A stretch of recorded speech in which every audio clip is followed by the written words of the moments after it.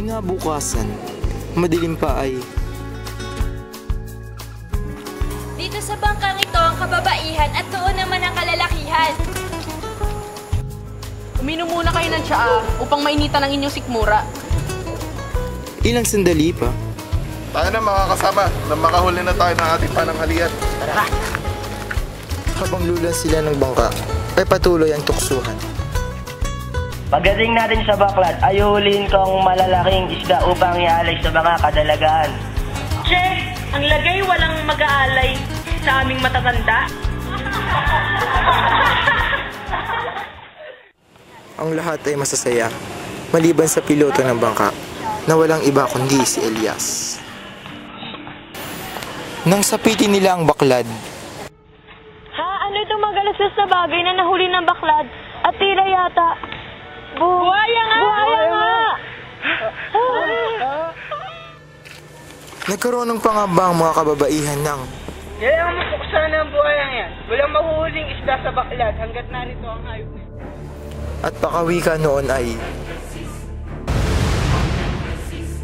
labis na nag-alala si Ibarra sa tagal na inilagi ni Elias sa ilalim. Napahamak na siya. Sundan ko na siya. Ilang sandali pa'y pumula ang tubig at naibsan lamang ang kanilang pangamba ng Ayun sila!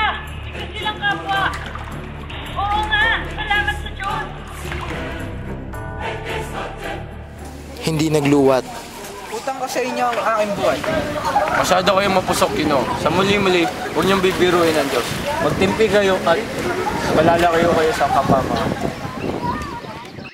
Inuulit ko ang aking pagsasalamat. Balang araw ay makakaganti ako sa inyo. Nagpaumanhin si Elias bago lumisan. Ilang saglit lamang ay Walang kikilos! Babarilin ang sino mang kumilos na masama! Sino kayo? Anong kailangan niyo? Isang salari na inyong piloto na ngalang Elias. Siya ang nagpahulog sa alperes sa lubak at ngayon ay naparatangan ng pagbuhat ng kamay sa isang pare. Tinatanggap ninyo sa inyong pagpipista ang masasamang tao, Ginoong Ibarra. tinitigang walang kurap ng binata ang kausapan. Wala kayong pakialam kung sino man ang aming tanggapin dito. Wala akong tungkulin pa alam sa inyo ang aking gawain. Ipinahanap ng sarhento sa kanyang kawal ang piloto sa lahat ng dako, ngunit di nila nakita. Inaramdam ko, subalit hindi ko mapapayagan ang gayong kapalaluan. Kinabukasan ay pinagsadya ng binata ang bahay ni Mang Tasio, kilalang pilosopo ng bayan ng San Diego. Magandang araw po, Mang Tasio. Ginoong Ibarra, tuloy po kayo. Arangan ako maging panauhin ko. Ilang sandali pa ay Ang buhay pa ang aking ama. Kayo ang kanyang nilalapitan tungkol sa kanyang mga suliranin. Gusto ko sana humingi ng payo sa inyo tungkol sa ipapatayo kong eskwelahan. Ang paaralan. Isang paaralan. Siya ko rin pinangarap. Ignoring nilang pangarap ng baliw. Isang pangarap, malaki ang itutulong sa mga mangmang. matamang pinagmasdan muna ng pilosopo ang binata bago ito ay napatuloy. Nararapat na sakura kay lumapit, Ginoong Ibarra. Hindi sila matutulong sapagkat nasa kanilang lakas. Gayon din sa lahat ng may kaya, tungkulin at sa kapanginayan.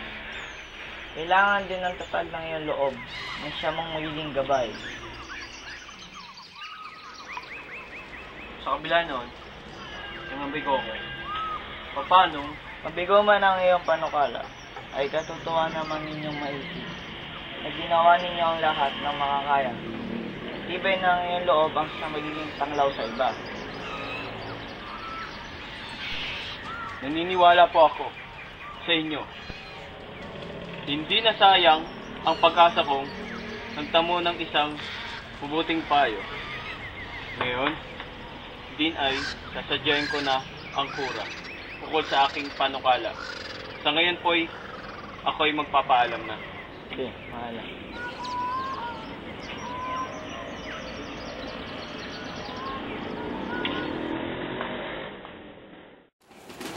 ang payo ni Mang Tasyo ang naging gabay ni Ibarra. At ito ay nagbunga ng magtagumpay ang kanyang panukala at hindi nagluwat bilang pasimula ay nilapitan ng alkalde ang taong maghuhugos ng malalaking bato. Paano ba ang iyong gagawin? Tignan ninyo, sa akin lakas lamang maitataas at may bababa ang mabigat na batong ito upang mapagtama sa taong magbababa ng bumbong. Samantala sa ibabaw ng mesa ay naroon ng isang bumbong na tingga. Kasulatan, sulat kamay, pahayagan, medalya at iba pang bagay na siyang ibabaon sa may uka ng bato upang maging alaala sa nagdaang panahon. Nang makapasok na ang panauhin ay Ginong Ibarra, ibig niyo ba kaya maglagay ng bumbong sa uka? Sa karangalan, ngunit ang kalihim lamang ang may taming karapatan.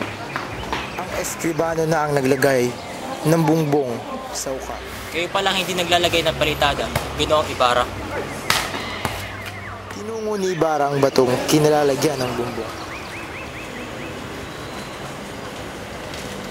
Nasa ganoong katayuan si Ibarra nang mula sa karamihan ay lumitaw si Elias na kanina pa nagmamasid at sa malakas na tinig ay Ginoong Ibarra, mag-ingat kayo!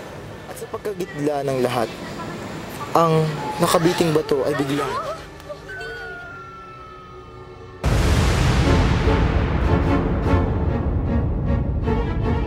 ano kaya marahil ang nangyari kay Juan Crisostomo Ibarra?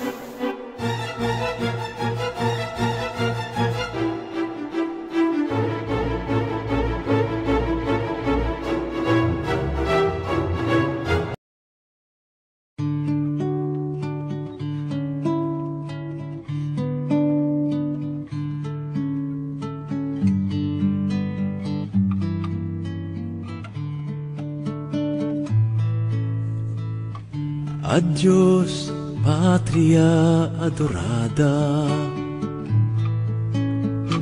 región del sol querida, perla del mar de oriente, nuestro perdido Edén.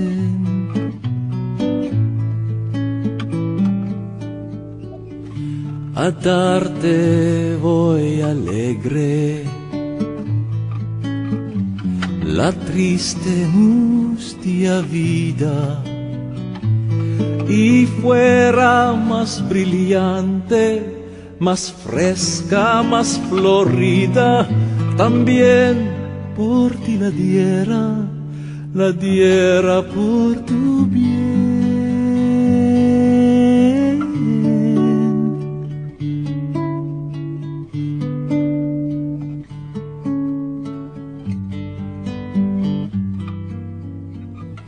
En campos de batalla, luchando con delirio, otros te dan sus vidas, sin dudas, sin pesar.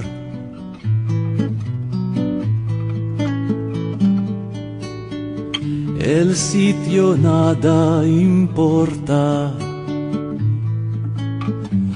ciprés, laurel o lirio, cadalso, campo abierto, combate o cruel martirio, lo mismo es si lo piden la patria y el hogar.